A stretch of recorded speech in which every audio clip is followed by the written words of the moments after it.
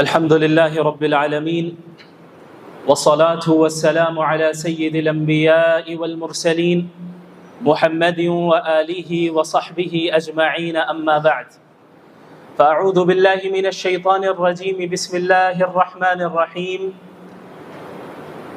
أحسب الناس أن يتركوا أن يقولوا آمنا وهم لا يفتنون وقال النبي صلى الله عليه وعلى آله وصحبه وسلم أشد الناس بلاء الأنبياء ثم الأمثل فالأمثل أو كما قال النبي صلى الله عليه وعلى آله وصحبه وسلم أوصيكم ونفسي بتقوى الله والاعتصام بحبل الله والتمسك بشريعة الله والعمل بما جاء به محمد نبی اللہ اما بعد۔ اس وقت پوری دنیا میں مسلمان مختلف قسم کے چیلنجز سے دوچار ہیں۔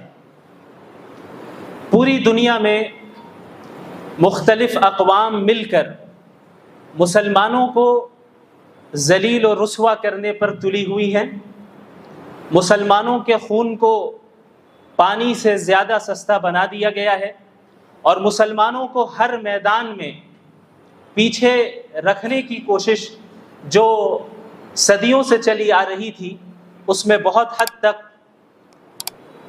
اقوام عالم کامیاب نظر آ رہی ہیں۔ ان جیسے حالات میں بہت سے سادہ لوگ مسلمان ایسے ہیں جو یہ سمجھتے ہیں کہ ہم چونکہ دین اسلام پر عمل کر رہے ہیں تو آخر ہمارے اوپر اس طرح کی آزمائش کیوں آ رہی ہے؟ ہم اللہ کے نبی محمد الرسول اللہ صلی اللہ علیہ وسلم کے ماننے والے ہیں، ہم تو توحید کے قائل ہیں، ہم تو قرآن کریم کو اللہ کا کلام تسلیم کرنے والے ہیں، پھر آخر دنیا میں ہمیں ذلیل و رسوا کیوں کیا جا رہا ہے؟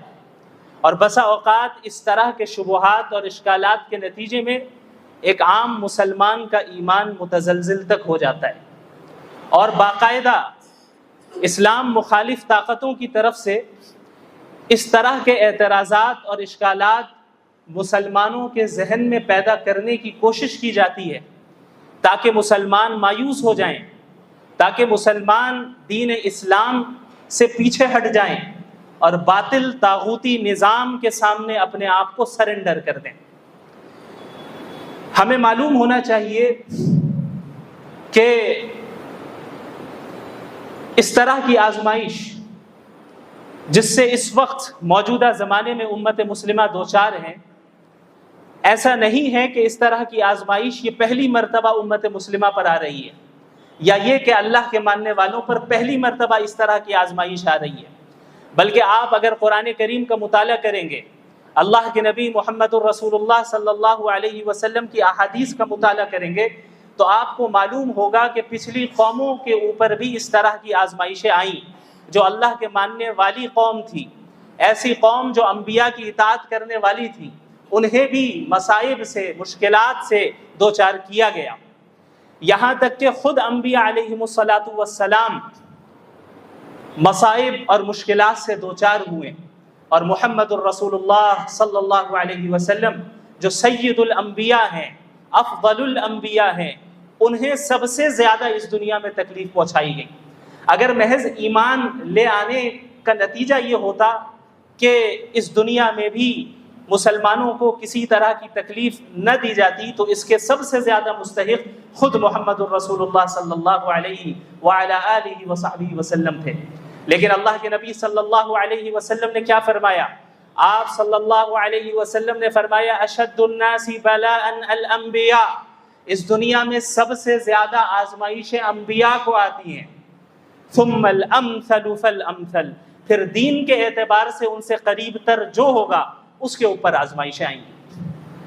تو آزمائشوں کا آنا یہ اس بات کی ہرگز دلیل نہیں ہے کہ ہم حق پر نہیں ہیں، بلکہ آزمائشوں کا آنا ایک اعتبار سے اس بات کی دلیل ہے کہ ہم حق پر ہیں اور ہم اللہ کے نبی صلی اللہ علیہ وسلم کے ماننے والے ہیں اور اللہ کے نبی صلی اللہ علیہ وسلم کے طریقے کے مطابق زندگی گزارنا چاہتے ہیں۔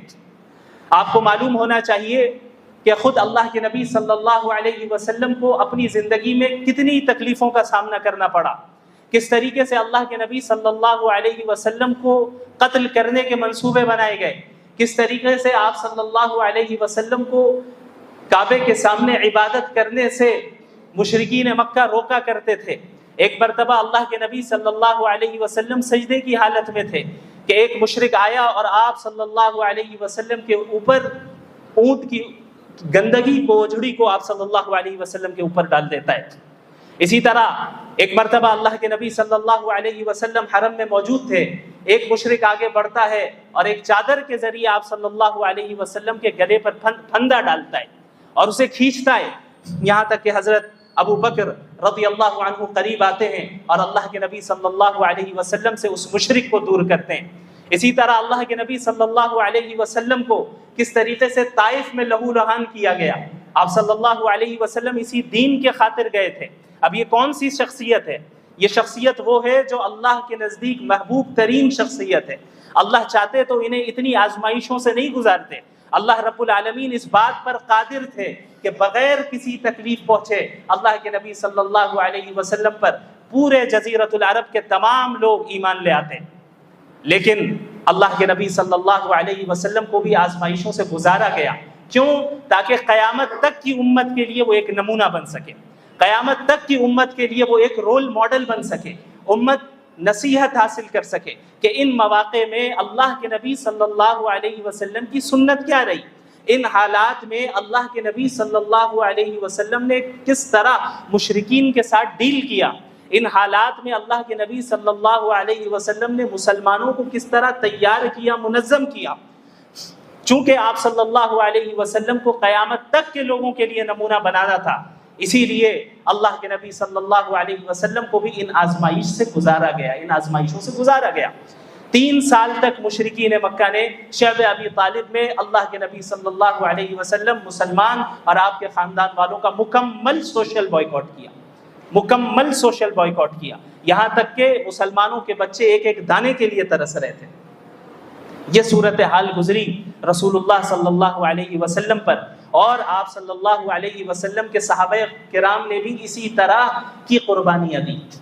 آپ کو معلوم ہے حضرت بلال رضی اللہ عنہ، ان کا نام آپ نے سنا ہے، کس طریقے سے حضرت بلال رضی اللہ عنہ نے اسلام قبول کیا۔ ظاہر ہے اللہ کے نبی صلی اللہ علیہ وسلم کی جس جگہ بعثت ہوئی، جس زمانے میں بعثت ہوئی، یہ ایک ایسا زمانہ تھا جہاں انسانیت اپنی انتہا اور پستی کی انتہا تک پہنچ چکی تھی، جہاں غلاموں کو ان کے حقوق نہیں دیے جاتے تھے، سلیوز کو ان کے فنڈامنٹل ہیومن رائٹ سے بھی محروم رکھا گیا تھا۔ ایسے موقع پہ جب حضرت بلال رضی اللہ عنہ نے اللہ کے نبی صلی اللہ علیہ وسلم کی تعلیمات کو سنا کہ یہ غلام تمہارے بھائی ہیں، انہیں وہی کھلاؤ جو خود کھاتے ہو، انہیں وہی پہناؤ جو خود پہنتے ہو، انہیں اتنا بوجھ نہ دو کہ وہ اسے پورا نہ کر پائے، اور اگر کوئی بھاری کام دینا بھی پڑ جائے تو تم خود ان کا تعاون کرو۔ اللہ کے نبی صلی اللہ علیہ وسلم کی ایسی تعلیمات جن کو سن کر حضرت بلال رضی اللہ عنہ اسلام کی طرف مائل ہوئے اور دل و دماغ میں ایمان راسخ ہو گیا، یہاں تک کہ ان کا جو مالک تھا حضرت بلال رضی اللہ عنہ کو چلچلاتی دھوپ میں تپتی ہوئی ریت کے اوپر رکھتا۔ مکہ المکرمہ کی گرمی سے ہم سب واقف ہیں، جو بھی وہاں گئے ہیں جانتے ہیں کہ کس طرح کی شدید گرمی ہوتی ہے۔ وہاں کی تپتی ہوئی ریت کے اوپر حضرت بلال رضی اللہ عنہ کو رکھا جاتا اور ان کے سینے کے اوپر بھاری پتھر رکھا جاتا اور بار بار یہ کہا جاتا کہ تم محمد کے اتباع سے پیچھے ہٹو۔ اور وہ کیا کہتے؟ احد احد، صرف ایک اللہ، صرف ایک اللہ۔ آخر کیا چیز تھی جو حضرت بلال رضی اللہ عنہ کے اندر داخل ہو گئی تھی؟ ایک ایسی چیز جو انہیں دنیا کی ہر طرح کی تکلیفوں کو جھیلنے کے لیے تیار کر رہی تھی اور انہیں مضبوطی دے رہی تھی، انہیں طاقت دے رہی تھی۔ حضرت سمیہ رضی اللہ عنہا جو اسلام کی سب سے پہلی شہیدہ ہیں، کس طریقے سے، کس بے دردی کے ساتھ اور بے رحمی کے ساتھ انہیں شہید کیا گیا، ان کی شرمگاہ میں نیزہ مارا گیا اور انہیں شہید کر دیا گیا۔ حضرت مصعب بن عمیر رضی اللہ عنہ، یہ صحابی رسول ہیں، آپ کو معلوم ہوگا کہ اسلام لانے سے پہلے کافی مالدار تھے اور 200 درہم کا کپڑے پہنا کرتے تھے اور کافی قیمتی خوشبو اور عطر کو استعمال کیا کرتے تھے، بڑی لگژریس لائف گزارتے تھے، ناز و نعم میں پلنے والے تھے۔ لیکن جب انہوں نے اسلام قبول کر لیا، ان کی زندگی میں انقلاب آ گیا۔ ایک انسان، ہم اور آپ اپنے اوپر ذرا غور کریں، ہم اپنے کمفرٹ زون سے باہر نہیں آنا چاہتے، ہم اپنے کمفرٹ زون سے باہر نہیں آنا چاہتے۔ ہمیں اپنی زندگی میں ذرا سی تکلیف آ جائے تو ہم اللہ سے شکایت کرتے ہیں، ذرا سی تکلیف آ جائے تو ہم یہ شکایت کرتے ہیں کہ ہمارے ہی ساتھ ایسا کیوں ہوا۔ حضرت مصعب بن عمیر کے بارے میں سنیے۔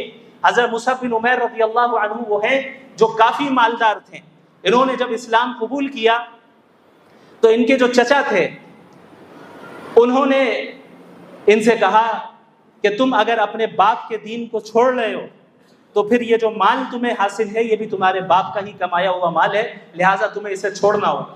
انہوں نے یہ بات اس لیے کہی کہ شاید مصعب بن عمیر رضی اللہ عنہ ان کی بات سے اس بات سے ڈر جائیں، چونکہ زندگی پر لگژریس لائف میں رہے اور اب سارے مال و دولت چھیننے کی بات ہو رہی ہے تو شاید وہ محمد الرسول اللہ کی اتباع سے پیچھے ہٹ جائیں۔ لیکن ایسا نہیں ہوا۔ حضرت مصعب بن عمیر رضی اللہ عنہ نے سارے مال کو، ساری دولت کو وہیں چھوڑ دیا، یہاں تک کہ ان کے چچا نے کہا کہ جو کپڑے تم پہن کر ہو یہ بھی چھوڑ کر جاؤ۔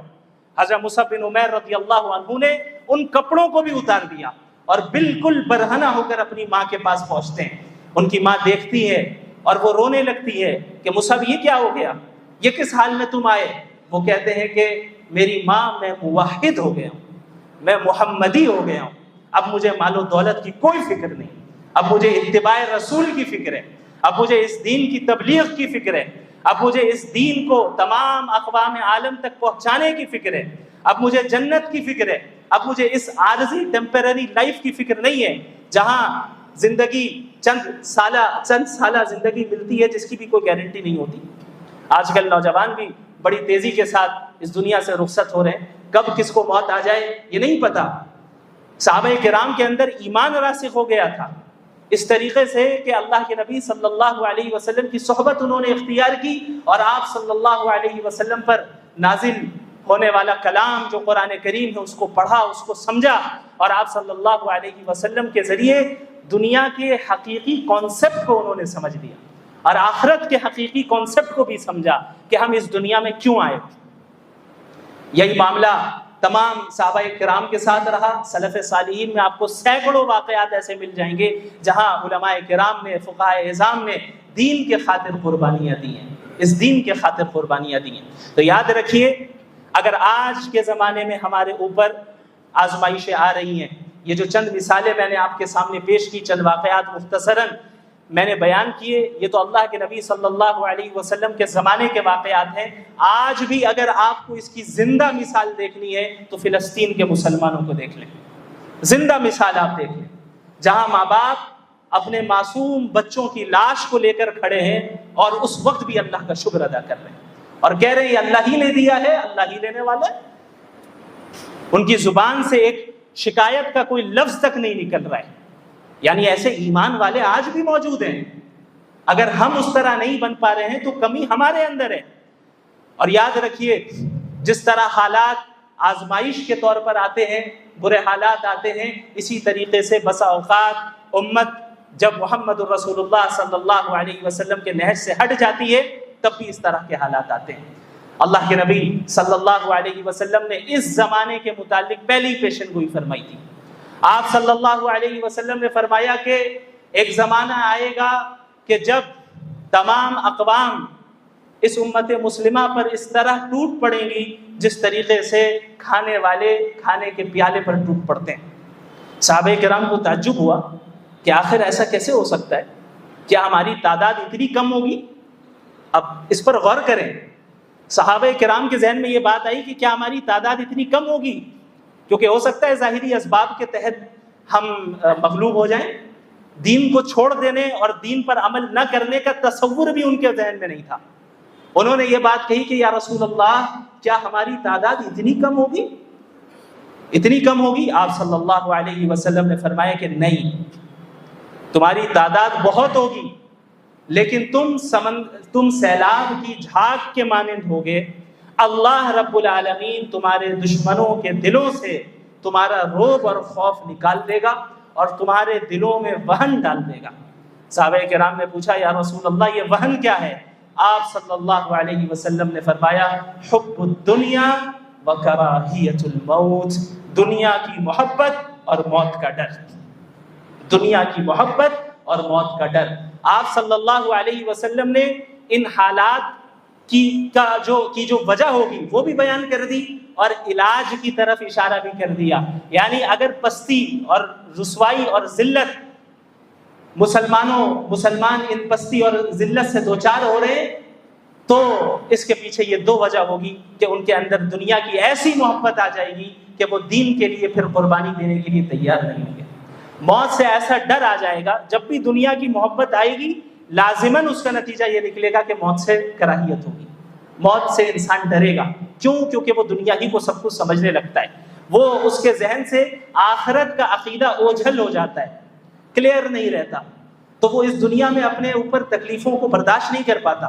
وہ یہ سوچ نہیں پاتا کہ بھئی مجھے مرنا بھی ہے اور اگر میں نے حق کی آواز بلند کی تو مجھے تکلیفوں کا سامنا کرنا پڑ جائے گا، مجھے اپنے کمفرٹ زون سے باہر نکلنا پڑے گا، مجھے لگژریس لائف کو چھوڑنا پڑے گا، اس دین کے خاطر چھوڑ دینا پڑے گا۔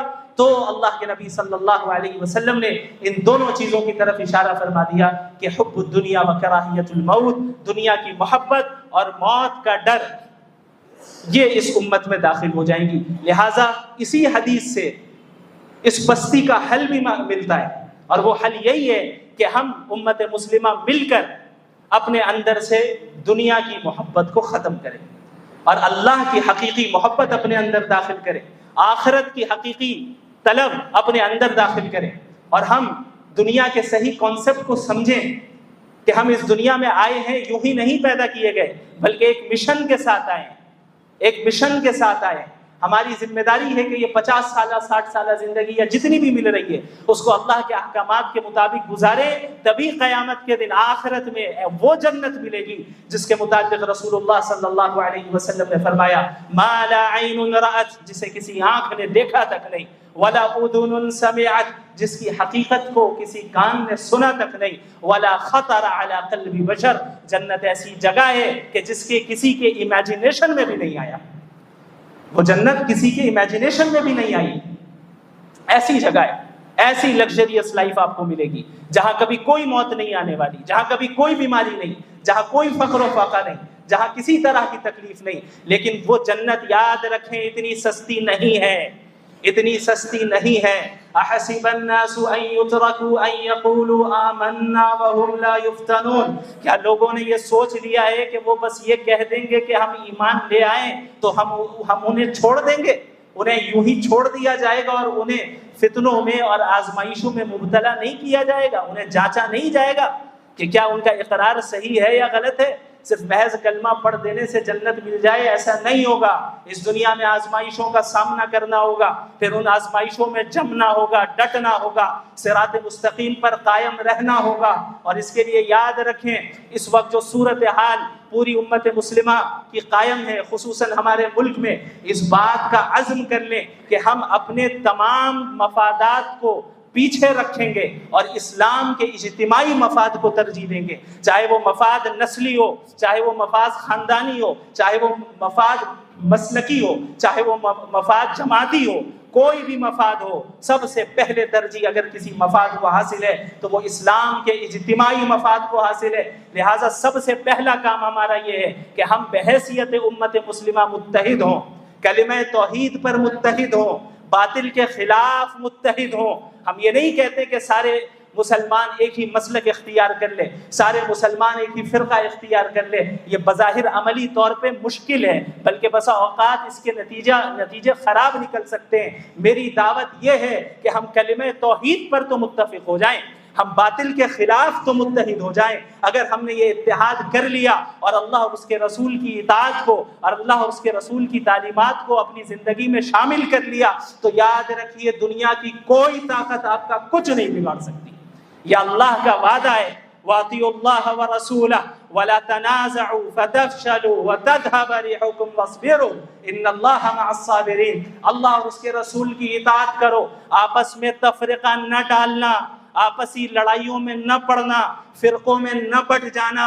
اگر تم ایسا کرو گے تو تمہاری ہوائیں اکھڑ جائیں گی، تم باطل کے سامنے نہیں ٹک پاؤ گے، باطل تم پر غالب آئے گا، تم اس دنیا میں مغلوب ہوگے۔ لہٰذا صبر کرو، اتحاد قائم کرو، اطاعت اپنے اندر لاؤ۔ اللہ نے وعدہ کر رکھا ہے وَلَا تَهِنُوا وَلَا تَحْزَنُوا وَأَنْتُمُ الْأَعْلَوْنَ إِن كُنتُم مُؤْمِنِينَ۔ کبھی نہ گھبرانا، کبھی نہ غم کرنا، تم ہی سر بلند رہو گے اگر تم سچے مومن ہو، بشرط یہ کہ سچے مومن ہو۔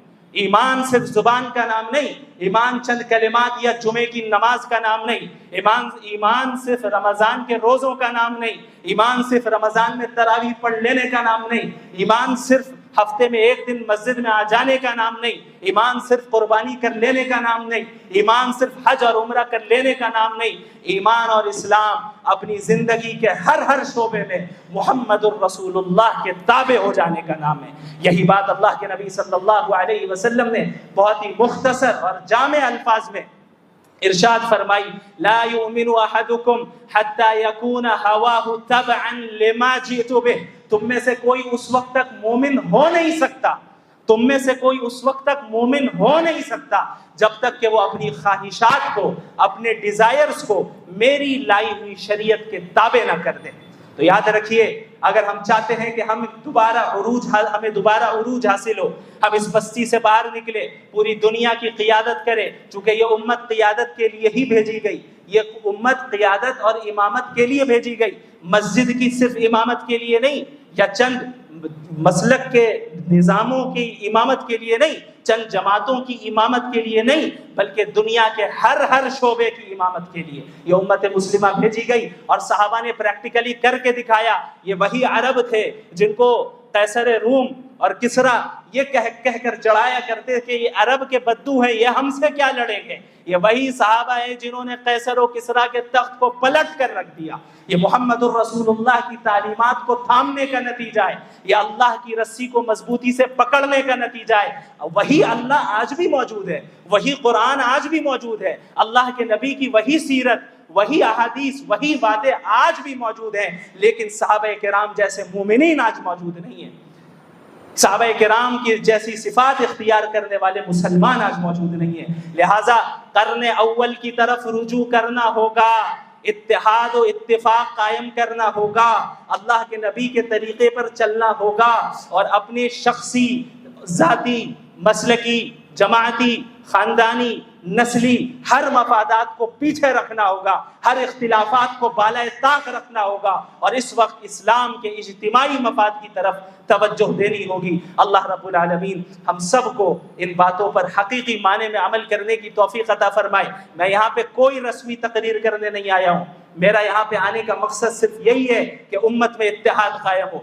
اس طرح کے علماء کرام آپ کو کئی ملیں گے، آپ کو کئی واعظین ملیں گے، کئی مقررین ملیں گے جنہیں آپ ہمیشہ سے سنتے آ رہے ہیں۔ اسی طرح میں بھی آ گیا، چند باتیں عرض کر دیں، آپ سن لیں اور باہر نکل کر پھر اسی طرح میری ان باتوں کو بھلا دیں جس طریقے سے پچھلے 50-60 سال سے بلاتے آ رہے ہیں، یا 20-25 سال سے بلاتے آ رہے ہیں۔ تقریر کو محض ایک ہم نے انٹرٹینمنٹ کا اگر ذریعہ بنا لیا ہے تو یاد رکھیے یہ ہمارے لیے بڑے خطرے کی بات ہے۔ میں یہاں آپ کی تعریف سننے نہیں آیا، آپ سے داد حاصل کرنے نہیں آیا، آپ سے کوئی مال حاصل کرنے نہیں آیا، آپ سے کسی طرح کا کوئی دنیاوی فائدہ حاصل کرنے نہیں آیا۔ میں اپنی ذمہ داری پوری کرنے کے لیے آیا ہوں کہ اللہ کے اس بات کو، اللہ کے اس پیغام کو آپ تک پہنچاؤں، تاکہ امت مسلمہ ہم سب مل کر، متحد ہو کر باطل کا مقابلہ کر سکے، اور اللہ رب العالمین اس دنیا میں دوبارہ ہمیں عروج عطا کرے اور آخرت کی کامیابی سے ہمیں ہمکنار فرمائے۔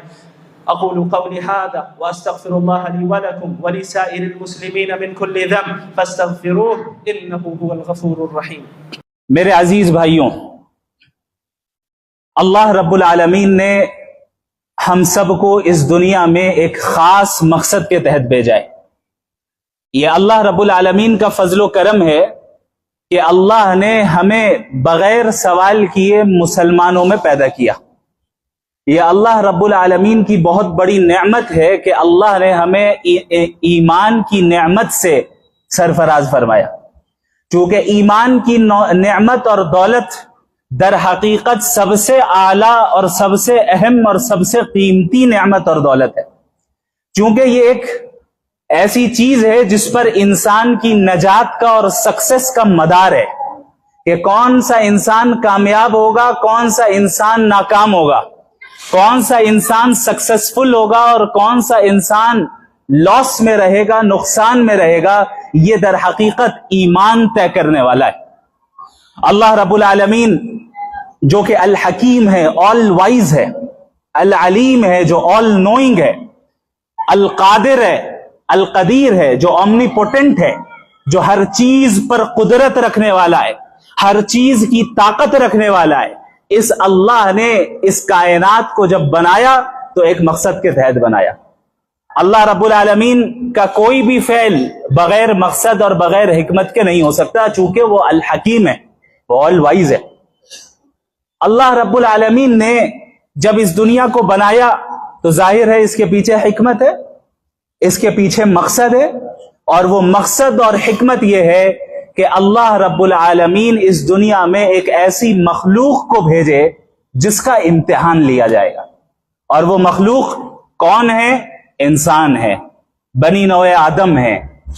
اور اللہ کے نبی صلی اللہ علیہ وسلم نے جو بیان فرمایا متعدد روایتوں میں، اور اللہ رب العالمین نے قرآن کریم میں متعدد آیتوں میں بیان فرمایا کہ اس دنیا میں آنے کا مقصد ایک انسان کا کیا ہے۔ اللہ نے قرآن کریم میں سورۃ الذاریات میں فرمایا وَمَا خَلَقْتُ الْجِنَّ وَالْإِنسَ إِلَّا لِيَعْبُدُونَ، کہ ہم نے جن و انس کو پیدا ہی اس لیے کیا ہے تاکہ وہ میری عبادت کریں اور مجھے راضی کریں۔ اور عبادت کا مطلب بھی سمجھ لیجئے اچھے طریقے سے، عبادت ہر اس کام کو کہتے ہیں جو اللہ کو راضی کرنے کی غرض سے کیا جائے، اجر و ثواب کو حاصل کرنے کے لیے کیا جائے، اور شریعت کے دائرے اور شریعت کے اصول کے موافق کیا جائے، وہ عبادت ہے۔ انسان کی پوری زندگی در حقیقت عبادت ہے، ایک مومن کی پوری زندگی در حقیقت عبادت ہے۔ اسی لیے علماء کرام نے عبادت کی دو قسمیں بیان فرمائی ہیں، ایک ہے عبادت بالواسطہ اور ایک ہے عبادت بلا واسطہ۔ ایک ہے ڈائریکٹ عبادت، مثلا ابھی ہم نے نماز ادا کی مغرب کی، یہ جو ہم نے رکوع کیا، یہ سجدہ کیا، قرآن کی تلاوت کی، اس کا بنیادی اور ڈائریکٹ مقصد اللہ کی عبادت کرنا ہے کہ نہیں ہے؟ اسی طرح عبادت کی ایک اور قسم ہے عبادت بالواسطہ، کسی چیز کے ذریعے عبادت کرنا، انڈائریکٹ عبادت جسے ہم کہہ سکتے ہیں۔ مثلا ہم کھانا کھا رہے ہیں، نبی کی سنت کے مطابق کھا رہے ہیں، اور اس نیت سے کھا رہے ہیں کہ اللہ راضی ہو جائے، اور یہ جو قوت کھانے سے مجھے ملے گی میں اللہ کے دین کے لیے صرف کروں گا، یہ بھی عبادت ہے۔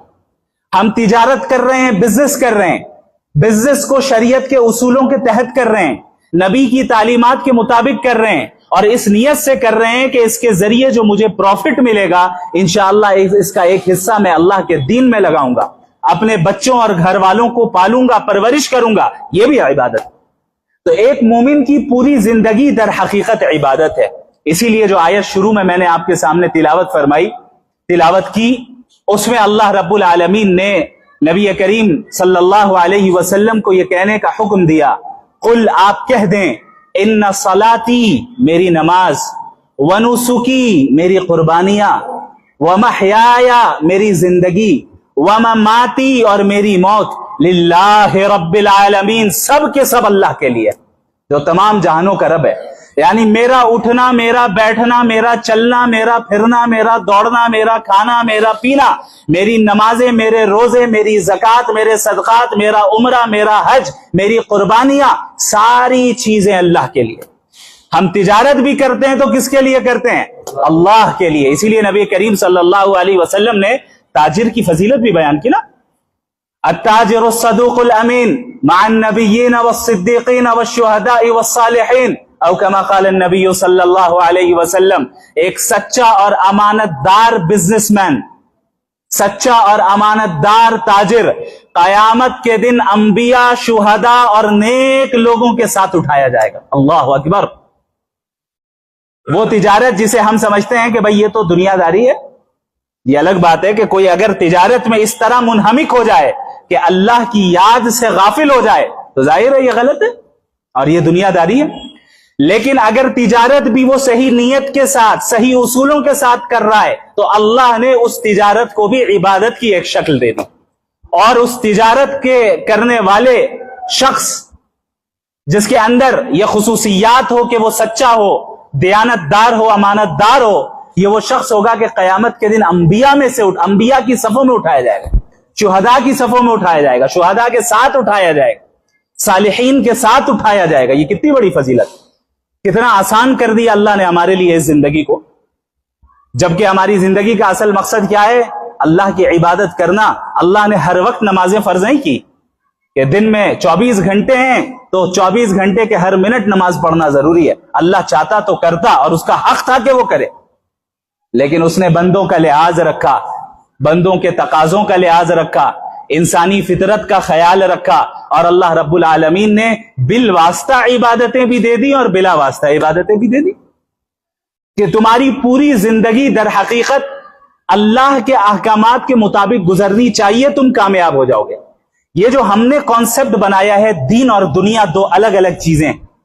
یہ دین جب نماز پڑھو تو دین, جب بازار میں تجارت کرو تو دنیا, جب اسکول اور کالج جاؤ تو دنیا, جب مسجد میں آ جاؤ تو پھر دین.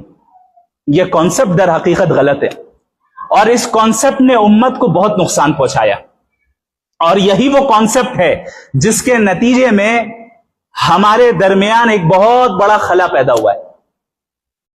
ماڈرن ایجوکیشن کو حاصل کرنے والے جو ہمارے ینگسٹرز ہیں, یوتھ ہیں, آپ دیکھیں, اور دوسری طرف علماء کرام ہیں, ان کے درمیان کتنا بڑا گیپ ہے کہ نہیں ہے؟ یہ دین اور دنیا کے کانسیپٹ الگ الگ, دین اور دنیا کو الگ الگ کرنے کا نتیجہ ہے کہ انہوں نے یہ سمجھا کہ بھائی ان کی جو زندگی ہے, ان کے جو پریکٹیکل چیلنجز ہیں وہ الگ ہیں, ان کی زبان الگ, ان کی اصطلاحات الگ, ان کا طریقہ کار الگ. دوسری طرف علماء کرام جنہوں نے دینی علم حاصل کیا, لیکن وہ دنیا کے موجودہ, سارے علماء کی بات نہیں کر رہا, ظاہر ہے بڑے بڑے علماء موجود ہیں الحمدللہ جو امت کی رہنمائی فرما رہے ہیں اور نوجوانوں کے مسائل کو حل کر رہے ہیں. لیکن ایک بڑا طبقہ یہ دیکھا جا رہا ہے کہ ایسا ہے مدارس میں بھی اور کالج یونیورسٹی میں بھی جو ایک دوسرے کے ساتھ کولیبوریٹ نہیں کر پا رہے ہیں خیر کے کاموں میں. یہ جب ان کے پاس آ رہے ہیں انہیں بددین سمجھ رہے ہیں, وہ ان کے پاس جا رہے ہیں تو انہیں بیکورڈ سمجھ رہے ہیں. یہ ان کے چیلنجز کو نہیں سمجھ پا رہے ہیں, یہ ان کے اصطلاحات اور ان کے مقام و مرتبے کو نہیں سمجھ پا رہے ہیں. نتیجہ کیا نکل رہا ہے؟ یہ خلا ہے, یہ گیپ. یہ دین اور دنیا کو الگ الگ کرنے کا نتیجہ ہے, جبکہ یہ دین آیا تھا اسی دنیا میں نافذ کرنے کے لیے. یہ دین کوئی الگ سے چند رسموں کا نام نہیں ہے, یہ دین تو دراصل دستور حیات ہے, زندگی کا دستور ہے, زندگی کا طریقہ ہے. ہم علم کیسے حاصل کریں یہ دین بتاتا ہے, ہم اپنی جوانی کیسے گزارے یہ دین بتاتا ہے, ہم شادی کیسے کریں یہ دین بتاتا ہے, شادی کے بعد کی زندگی کیسے گزاریں یہ دین بتاتا ہے, ہم تجارت کیسے کریں یہ بھی دین بتاتا ہے, ہم ملازمت کیسے کریں یہ بھی دین بتاتا ہے. تو شریعت اسلامیہ تو زندگی کے ہر شعبے کا احاطہ کی ہوئی ہے. ہم نے اس کو چند عبادتوں کے ساتھ خاص کیا. ہم نے سمجھا کہ صرف نماز روزوں کا نام جو ہے اور مسواک کر لینے کا نام دین ہے. یقیناً یہ دین کا حصہ ہے اور بہت بڑا حصہ ہے, لیکن کامل اور مکمل دین کا مطالبہ قرآن کریم کرتا ہے. یا ایھا الذین آمنوا ادخلوا فی السلم کافہ, اے وہ لوگ جو ایمان لے آئے پورے کے پورے اسلام میں داخل ہو جاؤ, کامل اسلام میں داخل ہو جاؤ. یہ نہیں کہ جب چاہا تب دین پہ عمل کر لیا اور جب چاہا تب دنیا اور معاشرے کے سٹینڈرڈز کے مطابق عمل کرنے لگ جائیں. یہ مطالبہ کیا کرتا ہے یہ دین؟ قرآن کریم کیا مطالبہ کرتا ہے؟ پورے پورے دین میں آؤ, مکمل اور کامل مسلمان بنو, مکمل اور کامل دین پر عمل پیرا ہو. یہ ہے مطالبہ, یہ ہے مطالبہ. لیکن ظاہر ہے جب حضرت آدم علیہ السلام کو اللہ رب العالمین نے پیدا فرمایا اور پھر تمام فرشتوں کو بشمول ابلیس کو حکم ہوا کہ اللہ کے حکم ہے, اللہ کا حکم ہے کہ حضرت آدم کے سامنے جھک جاؤ, اس نے انکار کیا اور کیا کہا؟ انا خیر من, میں تو ان سے بہتر ہوں. خلقتنی من نار, آپ نے مجھے آگ سے پیدا کیا, وخلقتہ من طین, اسے تو مٹی سے پیدا کیا. उसने ये नहीं देखा कि हुक्म कहां से आ रहा है, इसने अपनी अक्ल के घोड़े को दौड़ाया। ये नहीं देख रहा है कि अल्लाह क्या कह रहा है, जबकि वो इस बात का इल्म था उसके पास कि अल्लाह तमाम कायनात का खालिक व मालिक है और अल्लाह की इताअत में ही कामयाबी है। लेकिन उसने महज अपनी अना के नतीजे में अल्लाह के हुक्म का इनकार किया। नतीजा क्या निकला? क़ाल फ़ख़रुज मिन्हा फ़इन्नका रजीम, जाओ अब जन्नत से निकल जाओ, जन्नत से निकल जाओ, आज से तुम मरदूद ठहरे। कुरान करीम कहता है आज से तुम मरदूद ठहरे। शैतान, अल्लाह रब्बुल आलमीन उस वक्त कितना नाराज हैं, उसके बावजूद अल्लाह से कह रहा है अंज़िरनी इला यौमि युबसून, बस कयामत तक मुझे मोहलत दे दीजिए, कयामत तक। शैतान भी जानता था कि अल्लाह रब्बुल आलमीन अगरचे अल्लाह पर गजब की सिफत गालिब है, तब भी वो इंसान की दुआओं को कबूल फरमाते हैं और मखलूक की दुआओं को कबूल फरमाते हैं, रद्द नहीं करते हैं, रद्द नहीं करते हैं। उसने कहा अंज़िरनी इला यौमि युबसून, बस कयामत तक मुझे मोहलत दीजिए। मैं क्या करूंगा? लउग़वियन्नहुम अजमाइन, आदम और आदम की औलाद को सीधे रास्ते से हटा कर रहूंगा। चैलेंज, ये नहीं कहा कि मैं हटाऊंगा, कहा लउग़वियन्नहुम अजमाइन। जो अरबी जानते हैं वो इस उसलूब से वाकिफ है। लउग़वियन्नहुम अजमाइन, जरूर बिजरूर उनको सीधे रास्ते से हटा कर रहूंगा। ये चैलेंज किसे कर रहा है? वो अल्लाह को कर रहा है। अल्लाह को कह रहा है मैं करके रहूंगा। अब आप देखें, आपने मुझे निकाल दिया, ये था किब्र, तकब्बुर। जब इंसान के अंदर तकब्बुर आ जाए ना, वो अपने खालिक को भी भुला बैठता है। फिरौन के साथ क्या हुआ? इख्तिदार और हुकूमत का नशा उस पर ऐसा सवार हुआ कि उसने अपने आप को रब डिक्लेयर किया कि अना रब्बुकुमुल आला, मैं तुम्हारा सबसे बड़ा रब हूं। ये किब्र का नतीजा होता है कि इंसान इसी दुनिया में अपने आप को वो कुछ समझने लग जाता है जो वो है नहीं, वो कुछ समझने लग जाता है जो वो है नहीं। और किब्र का नतीजा होता है कि इंसान बसा औकात अल्लाह के हुक्मों का सरी तौर पे इनकार कर बैठता है और इनकार करके वो कुफ्र में मुब्तला हो जाता है। और अल्लाह ने फरमा दिया कि जहन्नम के ताल्लुक से कि वबीस मथवल लिल मुतकब्बिरीन, जहन्नम तकब्बुर वालों के लिए कितना बुरा ठिकाना है, कितना बुरा ठिकाना है। किब्र, मैं कुछ हूं, आई एम समथिंग, मुझे कुछ आ गया है, मैं दूसरों से बेहतर हूं, दूसरा सामने वाला मुझसे हकीर है, मेरे सामने हकीर है। अब ये किब्र चाहे दुनिया के रास्ते से आए या दीन के रास्ते से आए बराबर है। दुनिया के रास्ते से आने का मतलब मैं इतना मालदार हूं, ये गरीब मुझे क्या बताएगा, मेरे पास फुला ओहदा और फुला मनसब है, ये क्या बताएगा मुझे, मेरी इतनी इज्जत और इतनी शोहरत है, ये क्या बताएगा, ये मेरे सामने खड़ा होगा, ये मेरे साथ बैठेगा। दीन के एतबार से मैं तो तहज्जुद गुजार हूं, ये पैंट शर्ट पहनने वाला क्या बताएगा। ये भी मिजाज हमारे हैं, ये भी मिजाज हमारे हैं। मैं तो तहज्जुद गुजार हूं, ये बेनमाजी मुझे क्या बताएगा। यह है किब्र दीन के रास्ते से। शैतान ने जब अल्लाह रब्बुल आलमीन को चैलेंज किया और कहा लउग़वियन्नहुम अजमाइन, तमाम के तमाम आपके बंदों को मैं गुमराह करके रहूंगा, और यह भी बयान किया जो कि सूरह अलिफ लाम मीम साद वाली जो सूरत है, जब आप उसको पढ़ेंगे सूरह आराफ, उसमें आप इन आयतों का भी इजाफा देखेंगे जहां अल्लाह रब्बुल आलमीन ने शैतान के इस कौल को नकल किया कि मैं इस आदम या और इस आदम की औलाद के आगे से, पीछे से, दाएं से, बाएं से, हर जगह से मैं इस पर हमला करूंगा और इसे अपने ट्रैप में फंसाऊंगा, अपने जाल में फंसाऊंगा। अल्लाह ने क्या फरमाया? जाओ जो करना है कर लो, लेकिन इल्ला इबादक मिनहुमुल मुखलसीन। शैतान खुद एतराफ कर रहा है कि मैं गुमराह करूंगा, लेकिन चंद मखसूस बंदे हैं जिन पर मेरी चलेगी नहीं, चंद मखसूस बंदे हैं जिन पर मेरी चल नहीं सकेगी। अल्लाह ने भी फरमा दिया कि जाओ मैं तुम्हें इख्तियार दे रहा हूं कयामत तक के लिए, तुम्हें मौत नहीं आएगी, जो करना है करो, और जिस पर तुम्हें कंट्रोल हासिल करना है कोशिश कर लो, कर तो लोगे, लेकिन मेरे नेक और इस्लाह करने वाले बंदों को गुमराह नहीं कर सकते। अल्लाह रब्बुल आलमीन ने बयान फरमाया। अब जिस दिन हजरत आदम के सामने शैतान ने جھکنے سے منع کیا اور اللہ رب العالمین کے سامنے یہ چیلنج کیا اور یہ باتیں بیان فرمائی، یہ باتیں بیان کی، شیطان نے اس دن سے نئے نئے الگ الگ حربے اور طریقے اختیار کیے انسانوں کو گمراہ کرنے کے لیے۔ ہر زمانے میں کوئی نیا شوشہ، کوئی نیا فتنہ وہ اٹھاتا اور بڑے ہی دلکش نعروں کے ساتھ اٹھاتا تاکہ لوگ شرک میں مبتلا ہو جائیں، کفر میں مبتلا ہو جائیں، اللہ کی نافرمانی میں مبتلا ہو جائیں اور اللہ کی اطاعت سے انحراف کرنے لگ جائیں، دین سے پھر جائیں۔ شیطان نے کوششیں کی ہر زمانے میں، اور اللہ رب العالمین نے ہر زمانے میں اپنی جانب سے نبی کو بھیجا۔ ایک طرف شیطان کوشش کر رہا ہے بندوں کو گمراہ کرنا ہے، دوسری طرف انبیاء کی کوشش ہے کہ بندوں کو ہدایت پر لانا ہے، بندوں کو ہدایت پر لانا ہے۔ تمام انبیاء علیہ الصلاۃ والسلام بشمول محمد الرسول اللہ صلی اللہ علیہ وسلم خاتم النبیین اس دنیا میں بھیجے ہی اس لیے گئے تاکہ تمام انسانوں کو گمراہی سے نکال کر اللہ کی اطاعت میں لگا دیں اور اللہ کی غلامی میں لگا دیں۔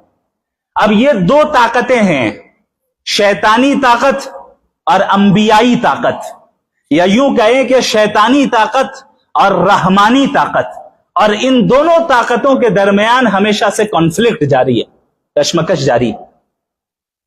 بظاہر ایسے حالات تاریخ میں بھی گزرے جہاں ایسا محسوس ہوا کہ شیطانی طاقتوں کو مکمل غلبہ حاصل ہونے والا ہے، اب شاید یہ رحمانی طاقت اور انبیائی طاقت شکست کھا جائے۔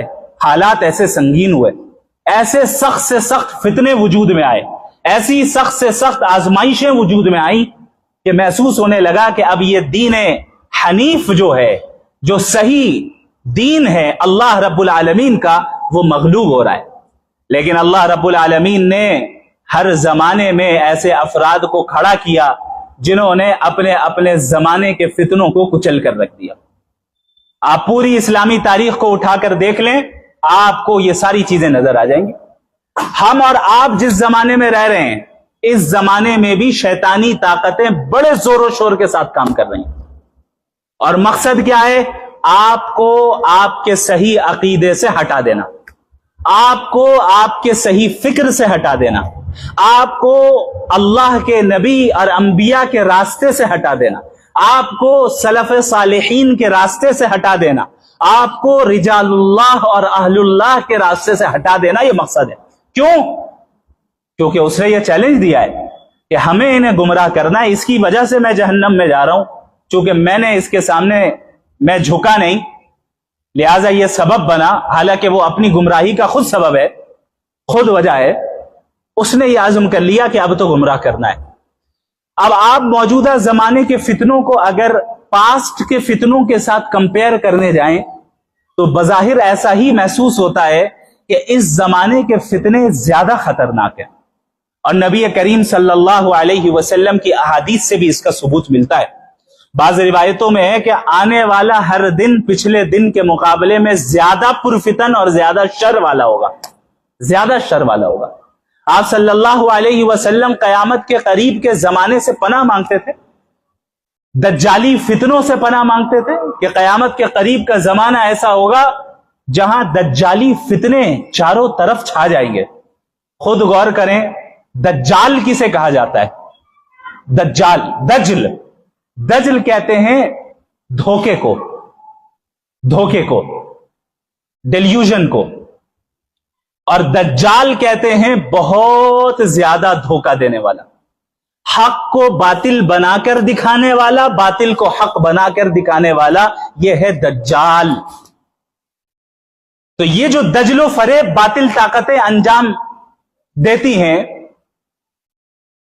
دجال کا زمانہ ایسا زمانہ ہوگا جو دجل و فریب کی بالکل پیک پر ہوگا، عروج پر ہوگا، انتہا پر ہوگا۔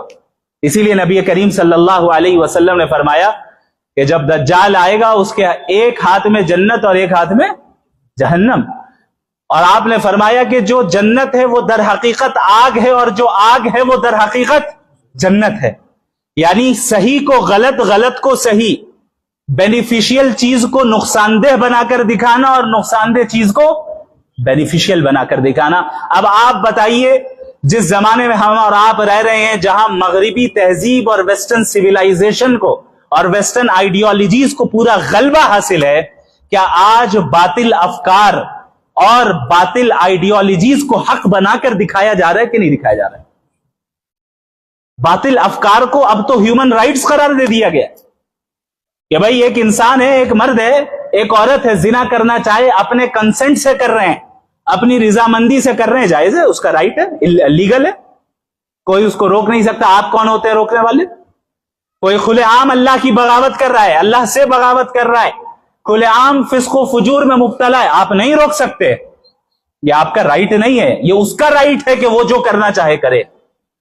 और पूरी दुनिया में इस वक्त बशमूल बहुत से मुतअद्दिद सीधे साधे भोले भाले मुसलमान इस ट्रैप में फंसे हुए, इस जाल में फंसे हुए। मगरिबी तहजीब अब अपनी आइडियोलॉजीज के जरिए दर हकीकत हमारे ईमान को खोखला कर रही है, हमारे अकायद को खोखला कर रही है, हमें लिबरलिज्म की तरफ ले जा रही है। कौन सी लिबर्टी? वो लिबर्टी जो दर हकीकत अल्लाह से बगावत करने के ऊपर लेबल लगा दिया गया उसका।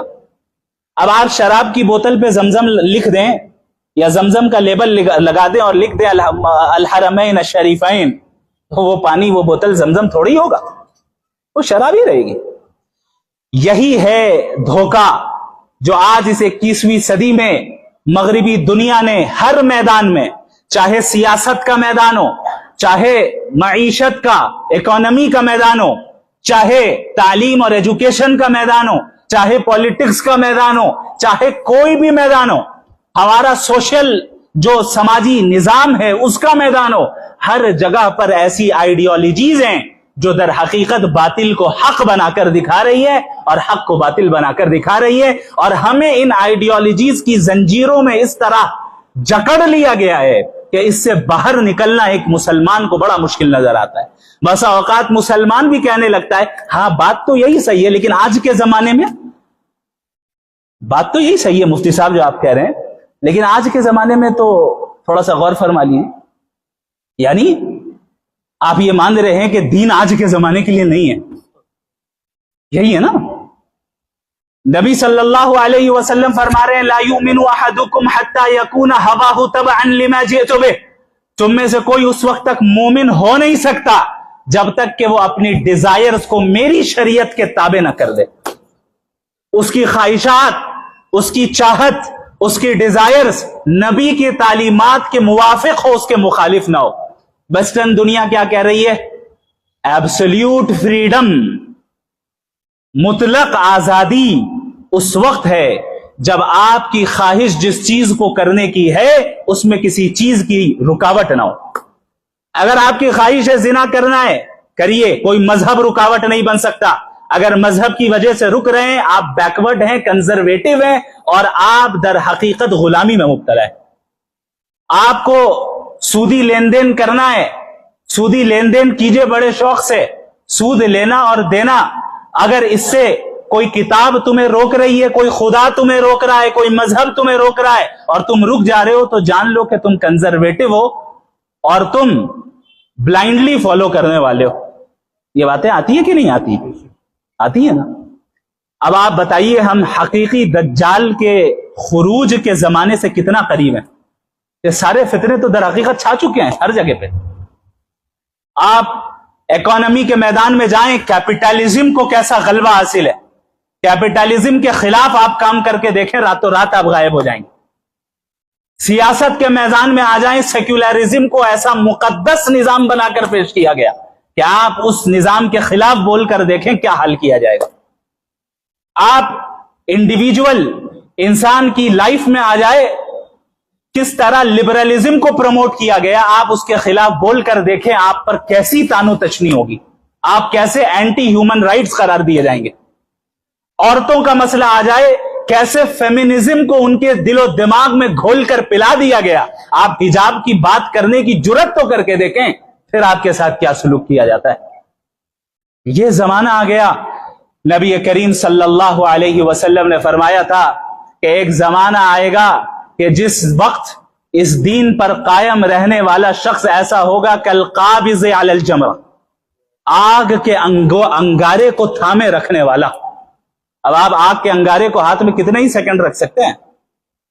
رکھنا ہے، مضبوطی سے پکڑیں، تکلیف ہو رہی ہے لیکن جھیل رہے ہیں۔ ایسا زمانہ آئے گا کہ جب دین پر عمل کرنا آگ کے انگارے کو تھامے رکھنے کے مقابلے میں ہوگا، اور اس جیسا ہوگا۔ ہم اسی زمانے میں آتے جا رہے ہیں میرے بھائی، اور اس وقت یاد رکھیں چاروں طرف سے اس بات کی کوشش ہے کہ نوجوان لڑکے اور لڑکیوں کو ایمان سے دور کرو۔ اسی لیے ایسے ایسے ڈاؤٹس اور شبہات کریٹ کیے جاتے ہیں کہ آپ مذہب کے تعلق سے، بالخصوص اسلام کے تعلق سے تذبذب میں پڑ جائیں، ڈاؤٹ میں پڑ جائیں، بھائی ایسا کیوں ہے، ویسا کیوں ہے، یہ بات تو صحیح نہیں ہے، یہ بات تو غلط ہے۔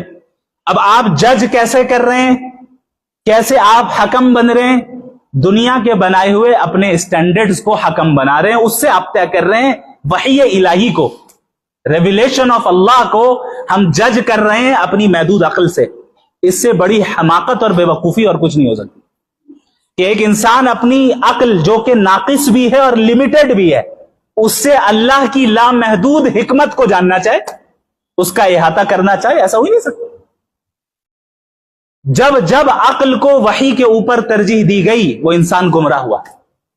جب جب وحی الہی اور ریویلیشن آف اللہ پر انسان نے اپنی ریزننگ کو ترجیح دی ہے، اسے پرائیورٹائز کیا ہے، وہ انسان گمراہی کا شکار ہوا۔ جبکہ اللہ رب العالمین نے عقل کے استعمال کرنے کا حکم دیا، اسی لیے قرآن کریم میں اللہ نے بار بار کہا عقل نہیں رکھتے، ذرا زمین و آسمان پر غور کر کے دیکھو، عقل نہیں رکھتے۔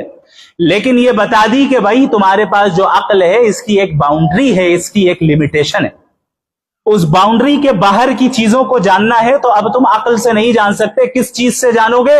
وحی الہی، ریویلیشن آف اللہ جو انبیاء علیہ السلام پر نازل ہوئی، چونکہ یہ در حقیقت موسٹ ایکوریٹ انفارمیشن لے کر آئی ہے۔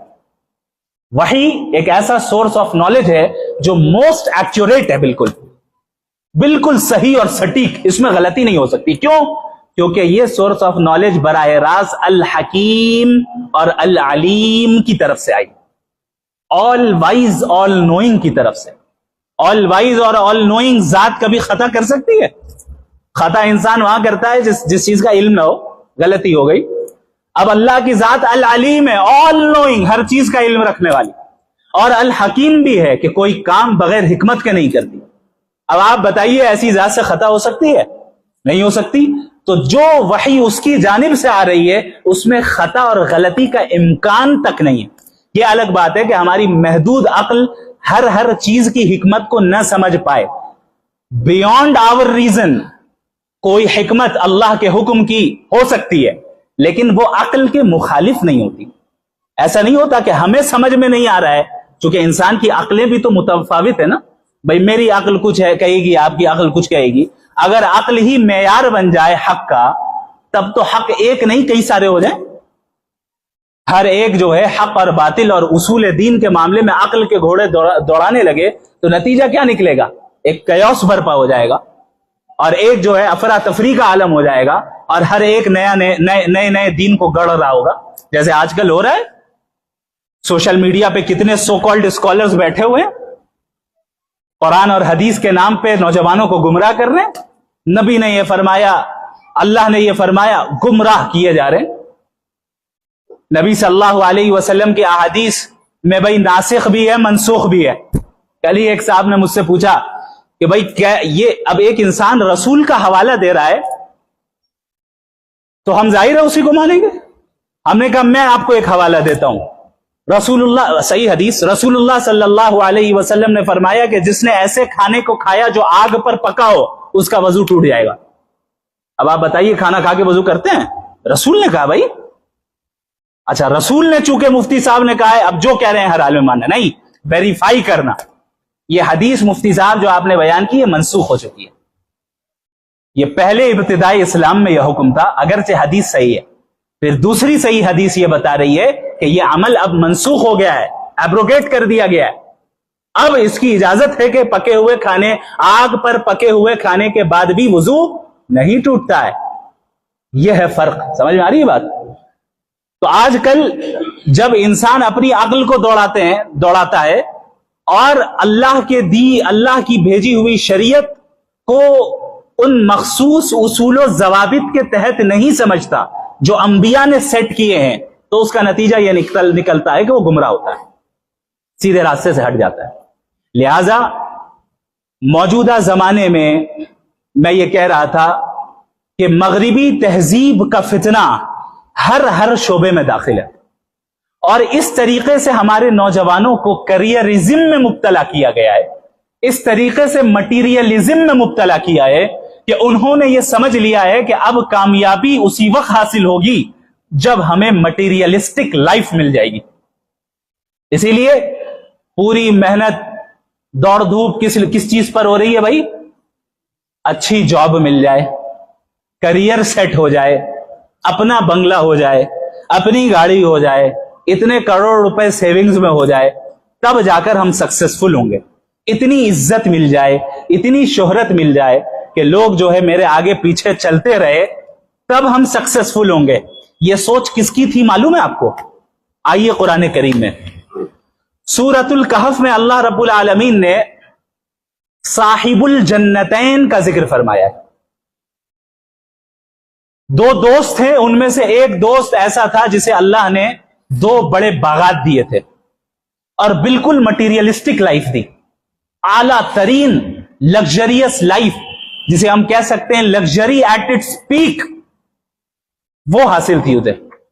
اللہ نے پھر اس کی منظر کشی بھی کی کہ ہم نے انہیں 2 باغات انگور کے دیے، پھر اس کے ارد گرد کھجور کے درخت دیے، پھر ان تمام کے درمیان ایک کھیتی دی، پھر ان تمام کے درمیان نہروں کو جاری کر دیا.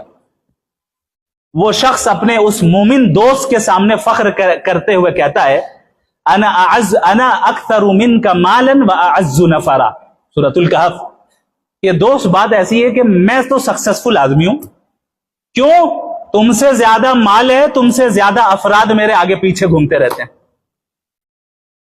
انا اکثر منک مالا، تم سے زیادہ مال بھی ہے میرے پاس، واعز منک نفرا، اور تم سے زیادہ افراد ہے میرے پاس. 2 آدمی میرے بیگ کو اٹھا رہے ہیں، 2 آدمی میرے لیے گاڑی کا دروازہ کھول رہے ہیں، کوئی میری چپل اٹھا رہا ہے، کوئی مجھے سلام کر رہا ہے، چونکہ میں پیسہ والا ہوں، مجھے عزت شہرت حاصل ہے. اب آپ دیکھیں یہ مزاج دراصل ویسٹرن دنیا آج ہمارے اندر پیدا کرنا چاہ رہی ہے. یہ کہا جاتا ہے نا بھائی لائف تو ایک ہی مرتبہ ہے، جی لو جیسا چاہتے ہو. یہ تو عقیدے کے خلاف ہے. قرآن کہہ رہا ہے ربنا امتنا اثنتین واحییتنا اثنتین. اے اللہ تو 2 بار موت دی ہے آپ نے، اور 2 بار آپ نے زندگی دی ہے، تو ہم تو 2 زندگیوں کے قائل ہیں. کون سی 2 زندگی؟ ایک دنیاوی زندگی اور ایک حقیقی دائمی اور ابدی زندگی جس کی کوئی انتہا نہیں ہے. اگر کفر پہ جا رہا ہے، شرک پہ جا رہا ہے ایک انسان، ہمیشہ خالدین فیہا ابدا، ہمیشہ جہنم میں رہے گا. ایمان کے ساتھ جا رہا ہے، اب جنت میں داخل ہو گیا، ہمیشہ جنت میں رہے گا. تو معاشرے کا یہ کہنا تو ٹکرا رہا ہے شریعت کے ساتھ کہ بھائی لائف ہے، اپنے مرضی سے جی لو، جو جی چاہ رہا ہے وہ کرتے رہو. یہ تو در حقیقت جانوروں کا طریقہ ہے نا. جانور جو چاہتے ہیں وہ کرتے ہیں، جہاں منہ مارنا چاہے منہ مارتے ہیں. کیوں؟ زندگی کا مقصد نہیں، ان کے پاس عقل نہیں. اللہ نے ہمیں عقل دی، صحیح اور غلط کی تمیز کی صلاحیت دی. اس کے بعد ہم اگر غفلت میں زندگی گزار رہے ہیں تو غفلت کی تشریح اور اس کی ڈیفینیشن، بلکہ اس کو ڈسکرائب قرآن کریم نے اس طرح کیا اولئک کالانعام بل هم اضل اولئک هم الغافلون. جن کے پاس ہاتھ ہیں، پیر ہیں، دل ہے، عقل ہے، آنکھیں ہیں، ان تمام نعمتوں کو لے کر بھی وہ اپنے رب کو نہیں پہچان رہا ہے اور غفلت میں مبتلا ہے. اللہ نے فرمایا اولئک کالانعام بل هم اضل. یہ جانوروں کی طرح ہے، بلکہ جانوروں سے بدتر ہے. یہ قرآن کے الفاظ ہیں، میرے نہیں. اولئک کالانعام، یہ چوپائے کی طرح ہیں، جانوروں کی طرح ہے. بل هم اضل، بلکہ جانوروں سے زیادہ گمراہ ہے، جانوروں سے زیادہ بے وقوف ہیں. اولئک هم الغافلون، اور غفلت میں مبتلا ہے. غفلت میں مبتلا ہے. ایک انسان، عاقل انسان یہ جانتا ہے کہ انبیاء نے در حقیقت کامیابی کا کیا معیار بیان کیا ہے. یاد رکھیے میرے نوجوان بھائیوں، پتہ نہیں آپ سے آئندہ کب ملاقات ہوگی یا نہیں ہوگی۔ اللہ رب العالمین نے کامیابی کا معیار قرآن کریم میں بیان فرمایا ہے۔ کامیابی کا معیار یہ نہیں ہے کہ تم چند پیسوں کو کما لو یا تمہیں اچھی جاب مل جائے یا اچھی تجارت مل جائے، تم اپنا گھر، اپنا مکان اور عزت و شہرت اور منصب اور عہدہ دنیا میں کما لو اور اسی کے پیچھے ذلیل پھرتے رہو، بلکہ اللہ نے فرما دیا فَمَنْ زُحْزِحَ عَنِ النَّارِ وَأُدْخِلَ الْجَنَّةَ فَقَدْ فَازَ۔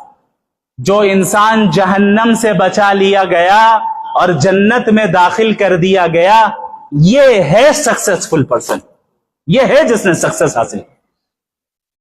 اب ہو سکتا ہے ایک انسان ایسا ہو جو دنیا میں غربت کا جسے سامنا کرنا پڑو، فقر و فاقے کا سامنا کرنا پڑو، تو اب یہ فقر و فاقہ اور دنیا میں آنے والی آزمائش جنت میں داخل ہونے سے رکاوٹ نہیں بلکہ معاون بنے گی، معاون بنے گی۔ اسی لیے بعض روایتوں میں ہے کہ نبی کریم صلی اللہ علیہ وسلم نے فرمایا میری امت کے فقراء میری امت کے مالداروں سے 500 سال پہلے جنت میں داخل ہوں گے۔ اللہ اکبر! کیوں؟ انہوں نے زیادہ تکلیفیں جھیلی، انہوں نے زیادہ قربانیاں دی، انہوں نے زیادہ آزمائشوں کو جھیلا۔ روایتوں میں ہے، صحیح روایتوں میں ہے کہ قیامت کے دن وہ انسان جسے زیادہ آزمائشیں نہیں آئی دنیا میں، جب اس انسان کو دیکھے گا جس کو بہت سی آزمائشوں سے گزرنا پڑا اور جب ان آزمائشوں کے نتیجے میں آخرت میں اب انعام مل رہا ہے، اللہ کی طرف سے ریوارڈ مل رہا ہے اور ایسی بہترین شکل میں مل رہا ہے، وہ تمنا کرے گا وہ انسان جو زیادہ آزمائشوں سے نہیں گزرا، کاش میرے جسم کو دنیا میں قینچیوں سے کاٹ دیا گیا ہو، اتر دیا گیا ہو، تاکہ مجھے بھی یہ انعام ملتا۔ نبی صلی اللہ علیہ وسلم جنت کو کس طرح ڈسکرائب کر رہے ہیں؟ ما لا عین رأت، یہ جنت وہ جگہ ہے جسے کسی آنکھ نے دیکھا تک نہیں، ولا اذن سمعت، کسی کان نے سنا تک نہیں، ولا خطر علی قلب بشر، اور کسی انسان کے امیجینیشن میں بھی نہیں آئی۔ امیجینیشن کے بیونڈ ہے جنت اور جنت کی نعمتیں۔ لہم ما یشاؤون فیہا ولدینا مزید، اس جنت میں یہ جو چاہیں گے ہم انہیں دیں گے، ولدینا مزید، اور ہمارے پاس اور بھی اضافی انعامات ہوں گے جو ان کے امیجینیشن سے باہر ہوگا۔ تو جناب یہ جو جنت ہے اتنی سستی نہیں ہے۔ اللہ نے اس جنت کے بدلے میں اس جنت کے سلسلے میں مسلمانوں سے ایک معاہدہ کیا، ایک ایگریمنٹ کیا۔ اس ایگریمنٹ کا ذکر اللہ رب العالمین سورۃ التوبہ میں فرماتا ہے اِنَّ اللَّهَ اشْتَرَى مِنَ الْمُؤْمِنِينَ أَنفُسَهُمْ وَأَمْوَالَهُمْ بِأَنَّ لَهُمُ الْجَنَّةَ، اللہ نے جنت کے بدلے میں مومنین سے ان کی جان اور ان کے مال کو خرید لیا ہے۔ حالانکہ جنت دینے والا بھی اللہ ہے، جان دینے والا بھی اللہ ہے، مال دینے والا بھی اللہ ہے، تمام چیزوں کا حقیقی مالک کون ہے؟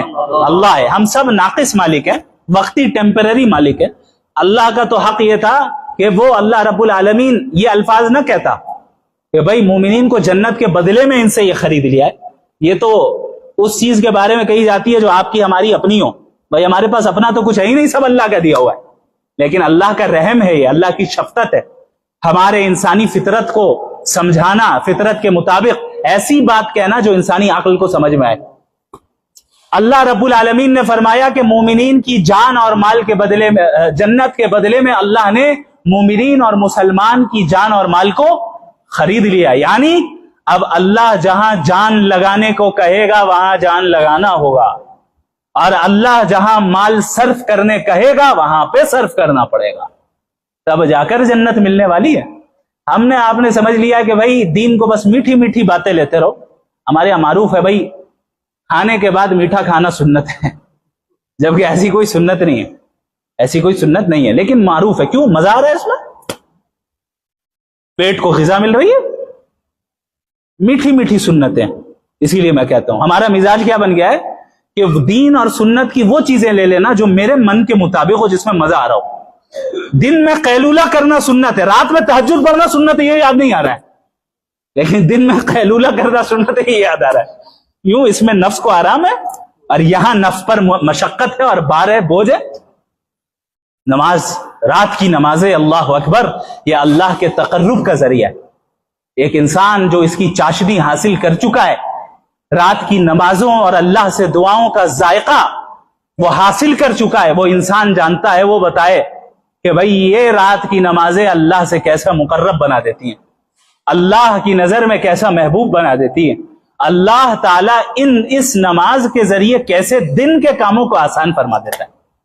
قرآن میں حکم ہوا نا اللہ کے نبی صلی اللہ علیہ وسلم کو، قم اللیل الا قلیلا نصفہ او انقص منہ قلیلا او زد علیہ ورتل القرآن ترتیلا انا سنلقی علیک قولا ثقیلا ان ناشئۃ اللیل ہی اشد وطئا واقوم قیلا۔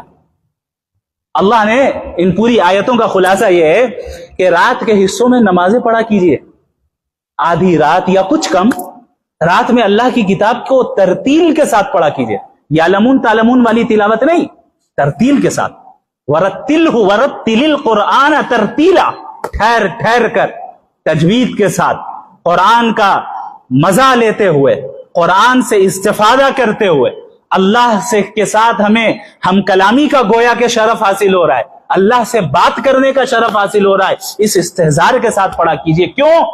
ہم آپ پر بھاری کلام نازل کرتے ہیں، صبح دن کے وقت آپ کے بڑے کام ہوتے ہیں دعوت کے، لہذا رات کی نمازیں پڑھیں، رات کی نماز سبب بن جائے گی دن کے کاموں کو آسان اور ہلکا بنانے کے لیے۔ ہم اور آپ کہاں ہیں اور نبی کہاں تھے اور صحابہ کہاں تھے، ذرا اس پہ غور کیجئے۔ ہمارے یہاں دین بالکل اپوزٹ ہے، ہم یہ سمجھ رہے ہیں چند رسموں کو کر لینا دین کا نام ہے، جب جی چاہا تب نماز پڑھ لی، جمعے میں تو حاضر ہو ہی جا رہے ہیں، جمعہ پڑھ لے رہے ہیں، اور کیا چاہیے، 5 وقت کی نمازیں تو فرضی نہیں ہے گویا۔ ایگزامز آ گئے، اچھا اب تو روزہ نہیں رکھنا ہے، یہ بھی بہت عام ہے ہمارے یہاں، کشمیر میں بہت عام ہے، کیونکہ مولانا نے امام صاحب نے بتایا آپ کو میرا پس منظر کہ میرا ننیال الحمدللہ کشمیر میں، میری ولادت اسی شہر سری نگر میں ہوئی ہے اللہ رب العالمین کے فضل و کرم سے، تو میں کشمیر کے رسم و رواج اور نظریات کو ہم نے بہت قریب سے دیکھا ہے اور جانا ہے۔ ہمیں معلوم ہے کہ یہاں کے پیرنٹس اپنے بچوں کو ایگزام کے وقت رمضان کے فرض روزے کیسے چھوڑواتے ہیں، ہمیں معلوم ہے۔ ہمیں معلوم ہے کہ شادیوں میں کیسے لاکھوں روپے اڑائے جاتے ہیں، صرف اس لیے کہ معاشرے میں اسٹینڈرڈ کو سیٹ کرنا ہے، کیونکہ چچا زاد بھائی نے اتنا خرچ کیا تھا اس سے کم ہم کر لیں، یہ تو ہماری ناک کا مسئلہ ہے۔ ان رسموں کو انجام دینا ہے، مہندی کی رسم، ہلدی کی رسم اور پتہ نہیں کیا کیا رسمیں، ہر علاقے میں اپنی اپنی رسمیں ہوتی ہیں، یہاں کچھ اضافی رسمیں ہیں ماشاءاللہ، کبھی کچھ گرایا جا رہا ہے، کبھی کچھ اچھالا جا رہا ہے، کبھی کچھ پھینکا جا رہا ہے، کبھی کچھ کیا جا رہا ہے۔ ٹھیک ہے، وہ چیزیں جو شریعت سے متصادم نہ ہو اس کو انسان کر سکتا ہے، بعض چیزیں کلچرل ہوتی ہیں، نبی نے اس کی اجازت دی ہے جب تک کہ شریعت کے اصولوں سے کانٹرڈکٹ نہ کرتی ہو۔ لیکن آج ہماری شادیوں کا کیا حال ہے بھائی؟ لاکھوں روپے خرچ کیے جا رہے ہیں کہ نہیں کیے جا رہے ہیں؟ لاکھوں روپے نبی فرما رہے ہیں صلی اللہ علیہ وسلم، ان اعظم النکاح برکتا ایسرہ مؤونہ، کہ سب سے زیادہ بابرکت نکاح وہ ہے جس میں سب سے زیادہ کم خرچ کیا جائے۔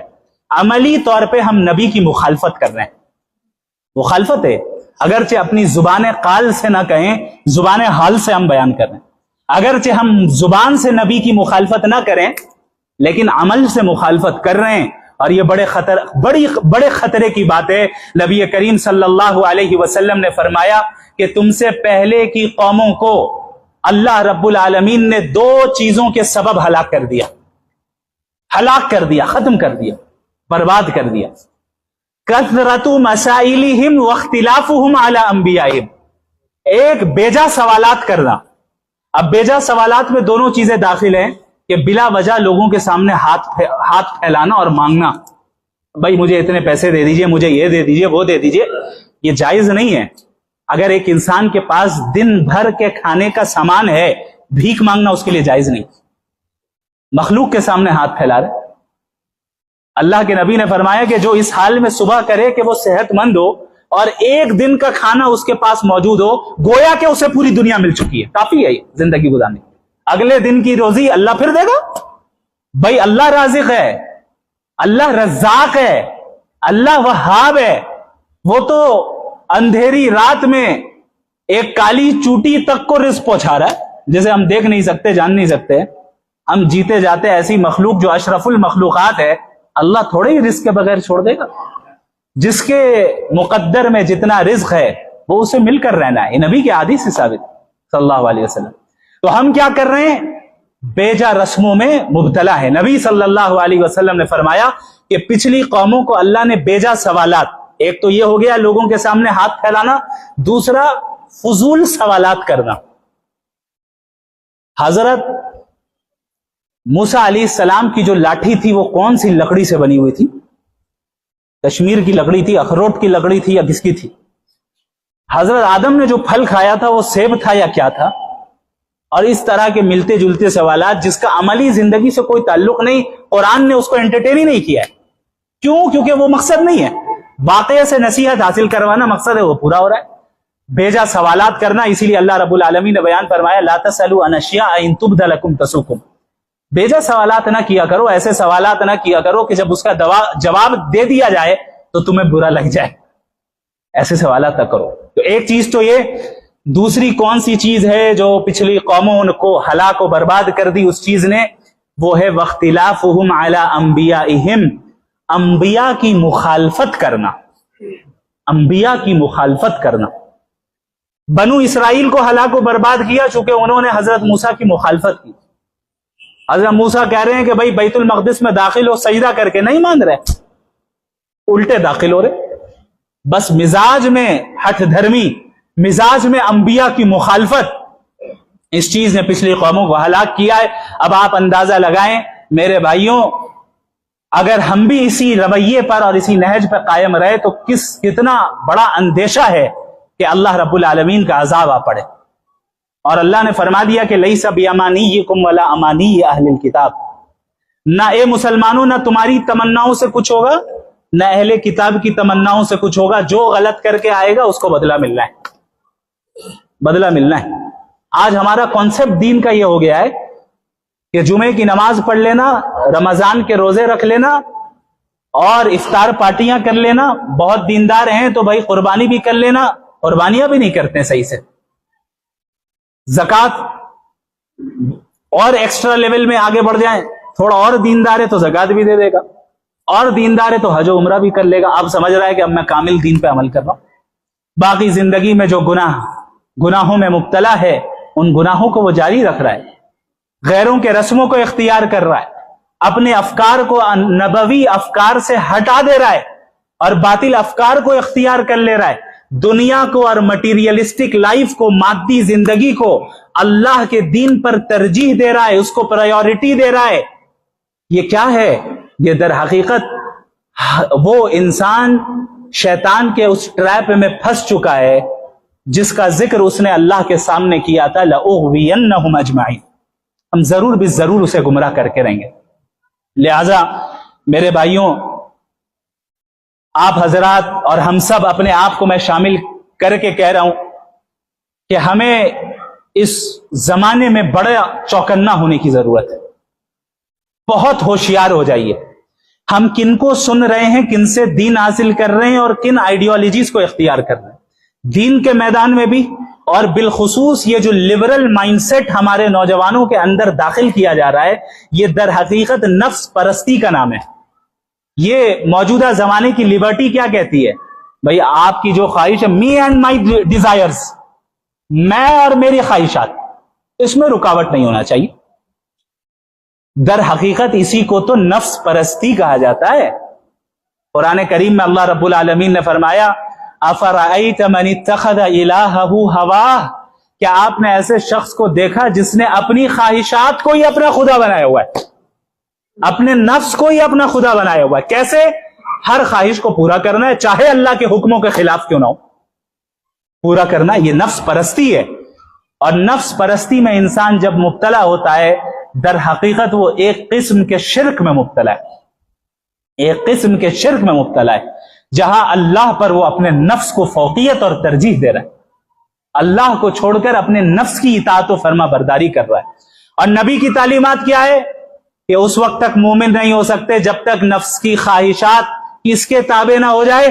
اللہ کی شریعت کے تابع نہ ہو جائے، اس شریعت کے تابع نہ ہو جائے جو میں لے کر آیا ہوں۔ لہذا آپ نبی کریم صلی اللہ علیہ وسلم کی پوری زندگی کو جب آپ پڑھیں گے تو آپ کو اندازہ ہوگا اور آپ پوری زندگی کا جو نچوڑ اور خلاصہ حاصل کریں گے وہ یہی ہے کہ نفس کو اللہ کی خاطر کچل دینا، اپنے نفس کو اللہ کی خاطر روند دینا، یہ ہے کام۔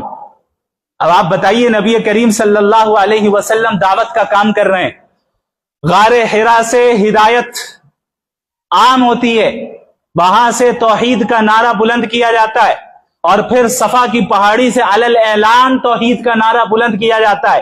اب نبی کی مخالفت ہوتی ہے کہ نہیں ہوتی ہے؟ نبی کو شاعر، مجنون، ساحر اور پتہ نہیں کیا کیا کہا جاتا ہے یا نہیں کہا جاتا ہے؟ نبی کو جسمانی طور پر تکلیف پہنچائی جاتی ہے یا نہیں پہنچائی جاتی ہے؟ نبی کو نفسیاتی اعتبار سے مینٹلی پریشان کرنے کی کوشش کی جاتی ہے یا نہیں کی جاتی ہے؟ نبی صلی اللہ علیہ وسلم جب طائف میں جاتے ہیں کس طرح ان پر پتھراؤ ہوتا ہے، کس طریقے سے آپ صلی اللہ علیہ وسلم کے جسم اطہر کو، افضل المخلوقات کے جسم اطہر کو لہو لہان کر دیا جاتا ہے، کس طریقے سے آپ صلی اللہ علیہ وسلم کو دھکے دیے جاتے ہیں، کس طریقے سے آپ کو سب و شتم کا سامنا کرنا پڑتا ہے، کس طریقے سے آپ صلی اللہ علیہ وسلم کو اپنی قربانی اور اپنے قریبی صحابہ اور اہل بیت کی قربانیاں دینی پڑتی ہیں، کس طریقے سے مکۃ المکرمہ اپنے محبوب علاقے کو چھوڑنے پر مجبور کیا جاتا ہے، کس طریقے سے مدینے میں ہجرت کے بعد بھی سازشیں ان کے خلاف جاری رہتی ہیں، کس طریقے سے صحابہ کرام کو مدینے کی آب و ہوا سوٹ نہیں کرتی ہے اور وہ بیمار ہو کر شہید ہو جاتے ہیں، انتقال کر جاتے ہیں، کس طریقے سے مدینۃ المنورہ میں رہ کر یہودیوں کا سامنا کرنا پڑتا ہے، منافقین کا سامنا کرنا پڑتا ہے،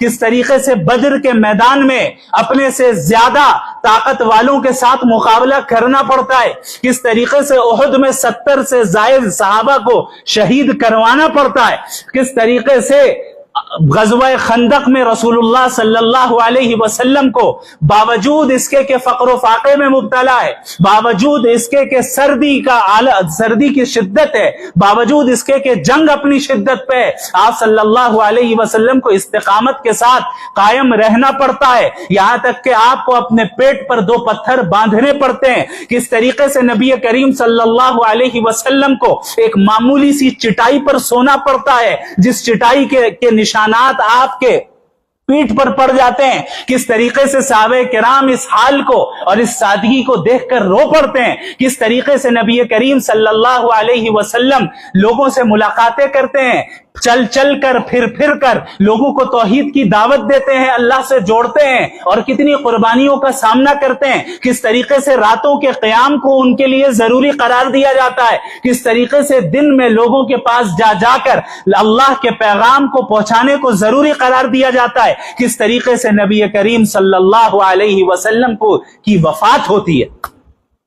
اب آپ ان تمام واقعات کو سامنے رکھیں اور بتائیں کہ کوئی بھی انسان ان تکلیفوں کو اپنے پسند سے اختیار کرے گا؟ نبی کریم صلی اللہ علیہ وسلم نے ان تمام تر تکلیفوں کو برداشت کیا، اپنے نفس کے خلاف جا کر یہ پیغام دیا کہ انسان اپنے نفس کے خلاف جا کر دین پر قائم رہے، استقامت کے ساتھ جمع رہے، ڈٹا رہے، لوگوں سے، دنیا کے اسٹینڈرڈ سے، سوسائٹی کے اسٹینڈرڈ سے مروب اور متاثر نہ ہو، بلکہ اللہ کے دین کو مضبوطی سے تھام لے۔ اللہ کے نبی صلی اللہ علیہ وسلم نے فرمایا تھا کہ میرے بعد ایسا زمانہ آئے گا جو پرفتن زمانہ ہوگا، ایسا زمانہ ہوگا جہاں بہت اختلافات ہوں گے، آپسی لڑائیاں ہوں گی، ایک دوسرے سے بغض و عداوتیں ہوں گی۔ نبی نے فرمایا کہ جب تم ایسے زمانے میں پہنچ جاؤ جہاں کہ فتنے کا قطع اللیل المظلم، رات کی تاریکیوں کی طرح فتنے آسمان سے برس رہے ہوں گے، اندھیرا چھا جائے تو کتنی تیزی کے ساتھ ہر جگہ چھا جاتا ہے، اس طریقے سے فتنے چاروں طرف گھر گھر میں چھا جائیں گے۔ ایسے موقع پہ تم پہ لازم ہے کہ کیا کرو، علیکم بسنتی وسنت الخلفاء الراشدین المہدیین عضوا علیہا بالنواجذ، میری اور خلفاء راشدین بالخصوص اور بالعموم تمام صحابہ کرام کی سنتوں کو تھامے رکھو، عضوا علیہا بالنواجذ، مضبوطی سے تھامے رکھو۔ نواجز کہتے ہیں یہ آپ کے سائیڈ کے دانت کو، داڑھ کو، جب آپ کسی چیز کو سائیڈ کے دانت سے دبائے تو مضبوطی سے دباتے ہیں. کوئی اگر آپ سے کھینچنا چاہے، چھیننا چاہے، نہیں کھینچ سکتا. اللہ کے نبی نے فرمایا میری اور خلفائے راشدین کی سنت کو اسی طرح مضبوطی سے تھام لینا، دنیا ادھر سے ادھر ہو جائے، دنیا کتنے ہی خوشنما نعرے لگائے اور تمہیں بددینی اور کفر کی طرف بلائے، اللہ سے بغاوت کرنے کی طرف بلائے، یاد رکھنا یہ شیطان کا وہ چیلنج جو اللہ کو اس نے کیا تھا، یہ اسی کی ایک شکل ہے، اسی کا ایک حربہ ہے، جہاں تمہیں آزادی کے نام پہ در حقیقت مخلوقات کی غلامی میں مبتلا کیا جا رہا ہے. اس دنیا میں کسی کو مطلق آزادی اور ایبسولوٹ فریڈم حاصل نہیں ہے، کسی کو حاصل نہیں. اور آج جو ایبسولوٹ فریڈم کی بات کی جاتی ہے وہ در حقیقت محض مذہب کے مسئلے میں بات کی جاتی ہے. آپ اسٹیٹ کے خلاف نہیں جا سکتے، اسٹیٹ کے بنائے ہوئے قوانین کے خلاف نہیں جا سکتے. آزادی کہاں ہے؟ مطلق آزادی کہاں ہے؟ یہ مطلق آزادی ہے، آپ کا یہ لمیٹڈ آزادی، یہ صحیح ہے. جب لمیٹڈ آزادی حاصل ہے تو ہم مخلوق کی لمیٹڈ آزادی حاصل کریں یا اللہ کی لمیٹڈ آزادی اختیار کریں؟ یاد رکھیے حقیقی آزادی اللہ کی غلامی میں، حقیقی آزادی اللہ کی غلامی میں. اور کتنا وقت ہے ہمارے پاس حضرت؟ اچھا 5 منٹ اور لیتے ہیں انشاءاللہ. حقیقی آزادی اللہ کی غلامی میں. دنیا بالخصوص ویسٹرن دنیا چاہتی ہے کہ آپ اللہ کی غلامی سے نکل کر ہماری غلامی میں آ جائیں، اللہ کی غلامی سے نکل کر مغربی تہذیب اور ویسٹرن دنیا کی غلامی میں آ جائیں. آپ نفسانی خواہشات کی پیروی کرنے والے بن جائیں، آپ مادہ پرستی مٹیریلزم میں مبتلا ہو جائیں، آپ مٹیریلسٹک لائف کو ہی زندگی کا مقصد سمجھ لیں، جبکہ زندگی کا مقصد کیا ہے؟ جنت کو حاصل کرنا. دیکھیں یہ 2 اور 2 4 کی طرح بالکل واضح، بالکل واضح. اللہ نے ہمیں اور آپ کو فری ول دے دیا ہے، اب ہمیں طے کرنا ہے کہ ہم کس کے راستے کو اختیار کر رہے ہیں، شیطانی راستے کو، ابلیسی راستے کو، یا رحمانی راستے کو، انبیائی راستے کو. ہمیں اور آپ کو طے کرنا ہے. اور یاد رکھیں یہ عارضی زندگی ہے، یہ وقتی زندگی ہے، موت پر کسی کا اختلاف نہیں ہے، کسی کا اختلاف نہیں. ایک ملحد، ایک ایتھسٹ بھی اس کا انکار نہیں کرتا کہ ایک دن مرنا ہے. لہذا ضرورت اس بات کی ہے کہ ہم اللہ کے دین کو مضبوطی سے تھام لیں، اللہ کے دین کے راستے کو اختیار کر لیں اور اپنے آپ کو اور اپنے گھر والوں کو جہنم کی آگ سے بچا دیں. ویسٹرن دنیا کے دھوکے میں ہرگز مبتلا نہ ہو، نبی کی سنت کو تھام لیں. اللہ آپ کو دنیا میں بھی کامیاب کرے گا اور آخرت میں بھی کامیاب کرے گا. وآخر دعوانا الحمد للہ رب العالمین.